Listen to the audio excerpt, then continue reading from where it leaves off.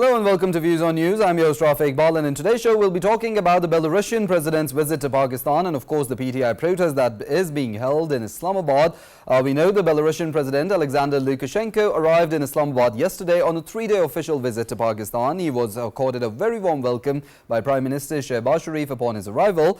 MOUs and agreements were signed between both the sides for collaboration in diverse fields, particularly focusing on science and technology, environment, vocational training, customs, health and halal trade. Of course, an intergovernmental agreement for international road transport was also signed between both the sides. This visit aims to take the bilateral ties between both the countries to newer heights, and of course we know the government has been trying to revitalize the national economy, is attracting foreign direct investment into the country as well. But we know that however, with these efforts of the government to put the country's economy on the track to progress, there was a protest call given by PTI which is badly affecting all these efforts by the government to revitalize the national economy, to enhance bilateral ties and of course attract foreign investment in the country. The PTI gave this call to protest in Islamabad. The government had requested the party to postpone their protest in light of the visit by the Belarusian president, but as we know the PTI remained adamant and they continued with their protest. The Islamabad High Court had also passed an order barring PTI from holding these protest activities in Islamabad, of course during the Belarusian president's visit to Pakistan, but we know that the PTI did not pay heed to the order passed by the Islamabad High Court either. And we've seen this as a pattern recurring. We saw this happening at the SCO. We saw that happening even before that as well. Whenever any foreign delegation comes into the country, there's a protest call given by the PTI. And of course, we see that the government has tried again and again to give this message to the PTI to postpone their protest. Of course, they have the right to protest, but they postpone it so it does not affect the visit by these delegations that are coming into the country. And of course, with these delegations, they also come increased investment. We also saw clashes between PTI and the law enforcement agencies. As a result of these clashes, 3 rangers and 2 police personnel were martyred as a result of the stone pelting by the PTI protesters. And we know there's also loss to the national economy. Of course, as the Pakistan Stock Exchange, it plunged by 3,500 points today. We know, according to the reports, the country's economy is also sustaining losses of 190 billion rupees on a daily basis because of these protests by the PTI. Of course, life in the federal capital and the Twin Cities is also affected. There's road closures and of course the schools had to be closed down as well because of course these protests by the PTI, they're getting violent and the government has the responsibility to protect the lives and property of the people. We'll be deliberating on all the different aspects regarding the Belarusian president's visit to Pakistan and of course the domestic politics that we're seeing. On Skype, we've been joined by Dr.Khaqan Najeeb, who is a former advisor to the Ministry of Finance. Along with that, we've been joined by Zahid Gishkori, who is a journalist. I'd like to thank you both for your time and being part of the conversation. Starting off from Dr. Khaqan. Of course, the visit by the Belarusian president has come with a very big delegation. There's members of the Chamber of Commerce from Belarus side, and of course we saw MOUs and agreements also being signed. As every analyst is saying, this visit by the Belarusian president is going to mark new heights in the relationship between Pakistan and Belarus. What significance would you attach to this visit in particular? You know, if we look at world's stylized growth model for countries, one of the aspects besides, private sector-led growth, good institutional mechanism, ease of doing business, low cost of doing business, good financial intermediation, all these are, I think key drivers of growth. And if we look at the stylized model of growth that we have seen in East Asia, but a key element has been, regional integration in terms of trade. ASEAN, for example, or the more modern one is the European Union. I've always thought that regional trade for countries like Pakistan is important. We have China on one side, then we have the car countries, Belarus and the others, and then we have Russia, and then we have Iran. So I think we attach great importance to the delegation. There are 68 people who've accompanied him. Many of them are business leaders of the area. And you know, what could Pakistan learn from them? So he said something very important. I was listening to the president, and he said that it is not only that the large developed world has good technology, and he hinted that they have made good technological progress in many areas, and Pakistan could benefit from that technological know-how. For me, that's extremely important in the sense that yes, you do want FDI, but what kind of FDI do you want? Money is one aspect of an FDI. The technical knowledge transfer, and if it can be, advanced technological transfer to Pakistan, and then managerial and efficiency measures. These are three aspects around which I think about FDI, or foreign investment in Pakistan. So he particularly mentioned that. So I was happy to learn that. I think we've expanded our areas of cooperation with them. Besides agriculture, we've moved on to science and technology, disaster management, environmental protection, audit institutions, financial intelligence sharing. So these are, all good and important areas. But Pakistan, as I've always said, could be a breadbasket, and Pakistan's agriculture produce, if we are able to improve our yields, improve our productivity, could be the breadbasket for not our countries alone, but all the way to Russia, and then you could think about the Middle East as well. So I think regional trade, regional integration is an important part of moving forward. SARC, unfortunately, has not been able to play the role that ASEAN played in East Asia. So maybe we should look at the other side, and these countries could also benefit us from the kind of needs we have on defense, on energy. So all in all, I also saw that there is a framework 25 to 27 that is being signed. I think that's important. But again, frameworks, MOUs have to be translated into actual monies, technological transfer, and managerial transfer into Pakistan. So how BOI and SIFC, now we don't have one, we have two important institutions doing this work in Pakistan. But you have to remember that Pakistan's investment to GDP is at a 50-year low of 12.5 to 13%. That's not a good sign. Just for viewers to understand, China's investment to GDP has been held at 35 to 40% to help them grow at that level. Public sector investment, Pakistan's domestic sector investment, and foreign investment. These are the important aspects of what Pakistan needs to get going. I think beyond the IMF program, these are the real areas: manufacturing, agriculture growth. He also mentioned that, in terms of IT and ITES is an area of cooperation. Everyone's looking towards that because everyone knows that the AI revolution, the cloud computing, this is the future. And Pakistan has a good talent, can improve upon that talent to take things forward. So, now can we, in the next 2 to 3 years under this framework, really translate as to what has been discussed, what has been talked about, what has been framed into real benefit for both the countries? I think that remains to be seen. Well, Dr. Khaqan, I'm sorry to cut you off here, but we'll have to take a short break and we'll continue with the conversation where it left.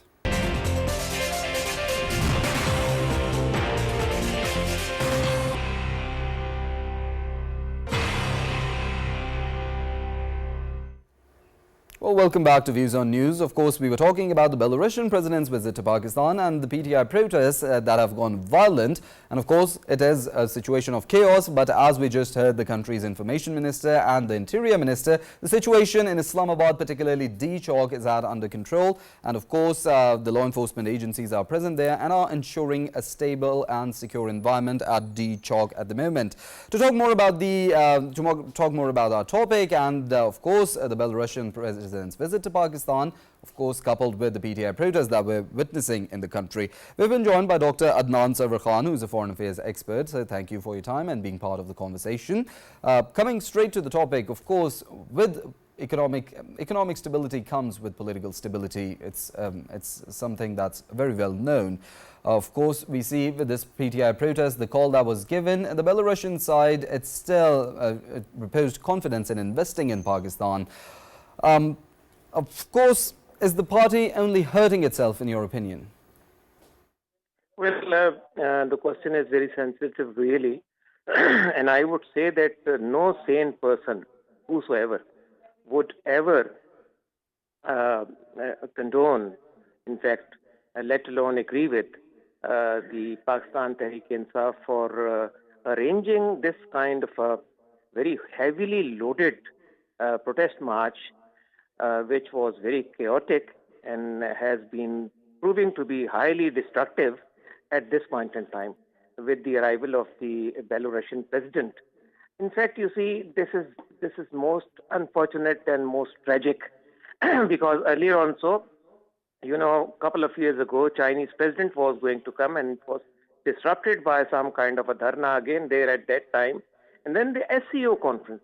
So you see, this raises eyebrows of every person who is a little patriotic and is motivated towards country's development despite all the obstacles.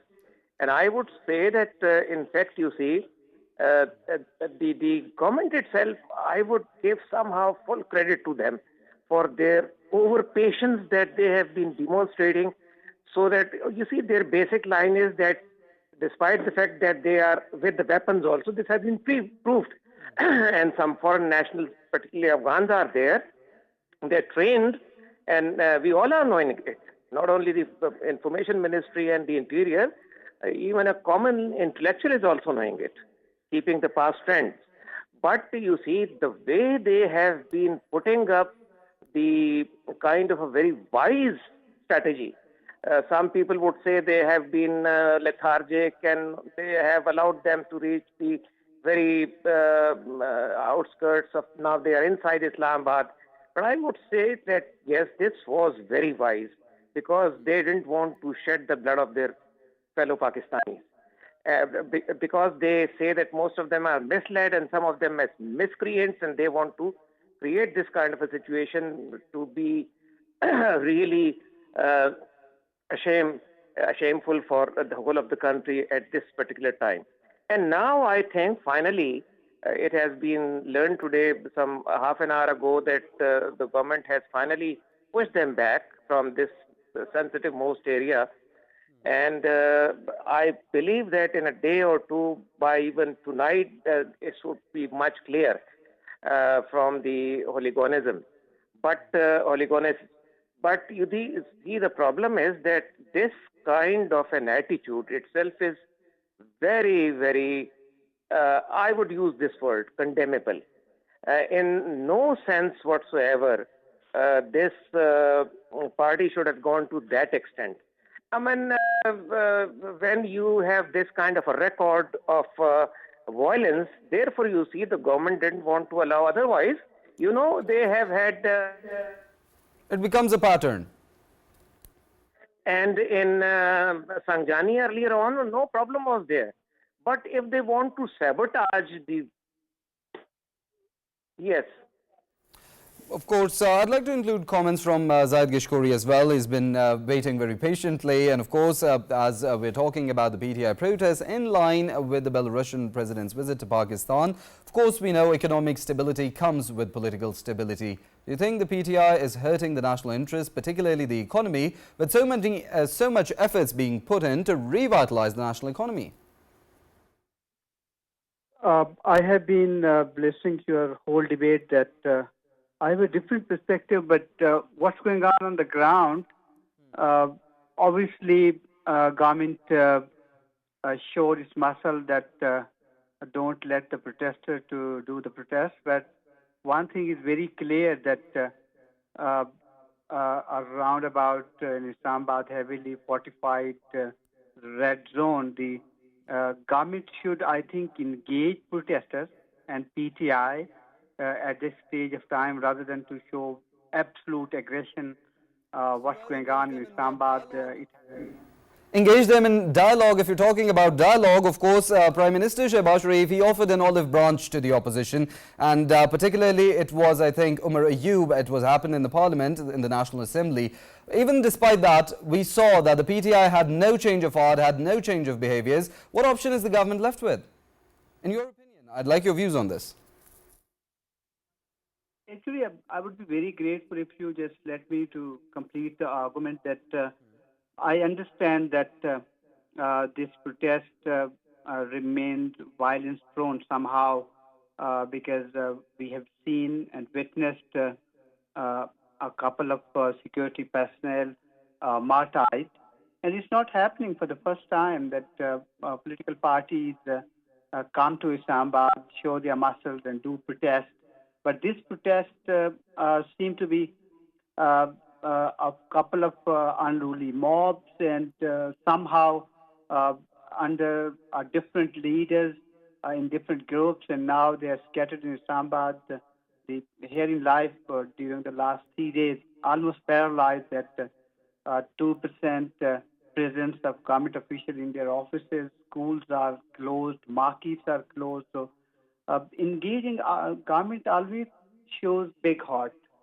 Not only for the protester, for the people who want to show their protest everywhere in the world. Pakistan obviously is not an exception. I understand there are a couple of demands could not be met, like they want to get PTI founder out of jail. It cannot happen under the law. But yes, they want their political prisoners, according to them, released, and they want to putting some demand for the government to have negotiation. Yes, they have been failing in the past to not come on the negotiation table on different forum, although government has been inviting them. Even yesterday and the day before yesterday, Minister for Interior tried to engage the party for negotiation. But what would happen in coming hours or tomorrow or day after tomorrow if around more than 10,000 unruly mob here in Islamabad, they are scattered in different sectors? International community, international media is making headlines. So one should show, I think, generosity from the government side to engage political party which otherwise have been not engaging itself in any negotiations. Rather, it comes to in the parliament issues and many other national interest issues as well. So uncertainty and chaos suffer the state economy. Obviously, I was just figuring out the figures in the past 1.5 years that 120 smaller, bigger size protests arranged by PTI, which cost the country economy even more than 200 billion rupees. Even the finance minister told us that it's costing on daily basis. Definitely, Mr. Zahid, of course, I'd like to cut you. I have to cut you here. We'll have to take a short break. But when we come back, I'd like to continue this conversation from where we're leaving it, because there's some very important points that you raised. We'll be back after a short break.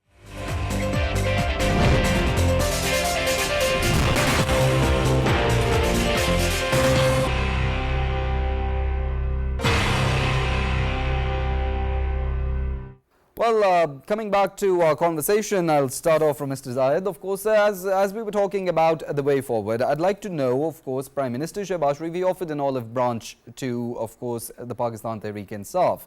But we saw there wasn't a change of heart even after that. Of course, when we talk about political parties and resolving their issues, dialogue is the only way forward. How do you think the PTI needs to, of course, tone down and sit with the government to talk about all the issues that need resolving? Thank you. I think if it goes through in the past 1.5 years that there were not a mere coincidence that 2 or 3 international events were happening here in Pakistan, particularly the one of the biggest mega event in Pakistan recent history about Shanghai Cooperation Organization, when Pakistan was hosting it. earlier this month, and PTI again disrupted.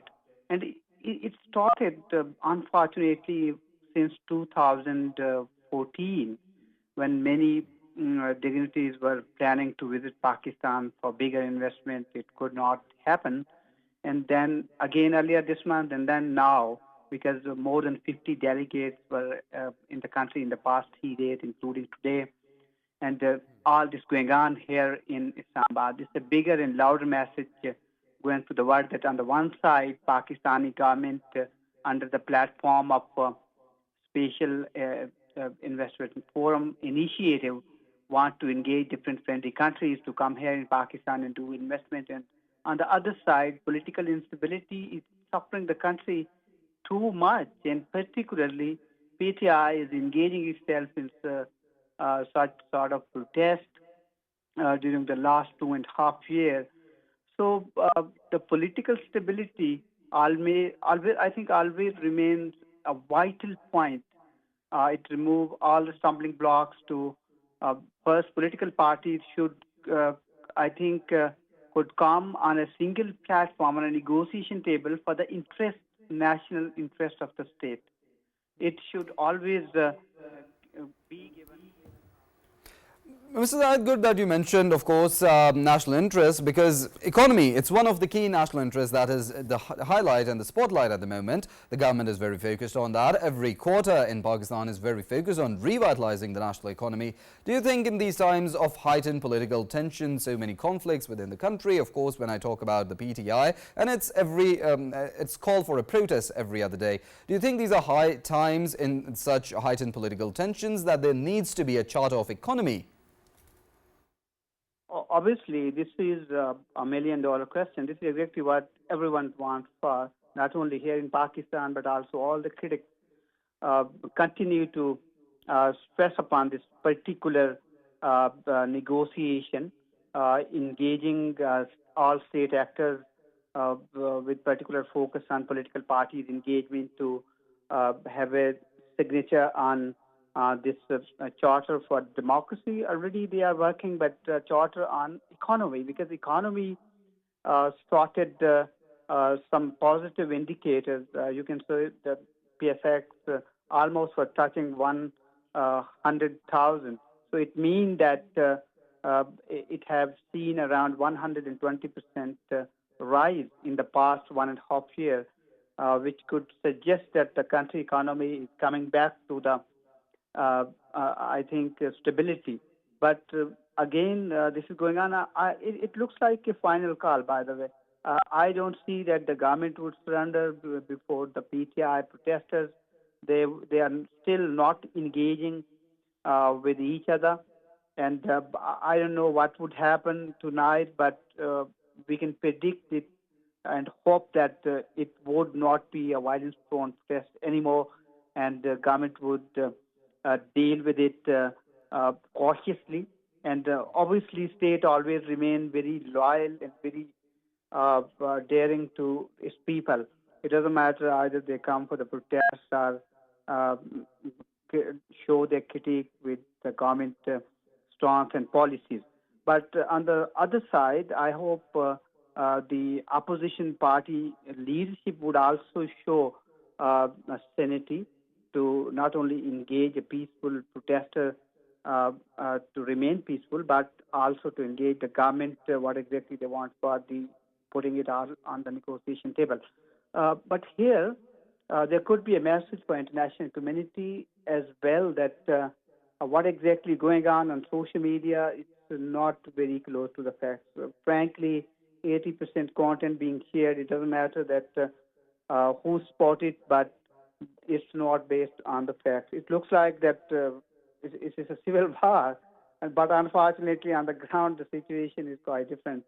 It's usually a normal protest, and police obviously using sometimes force to... Well, of course, we hope saner voices prevail. Of course, it's a very tense situation, as we know that there's been clashes held. Of course, the PTI protesters, they got a little violent, not just a little violent.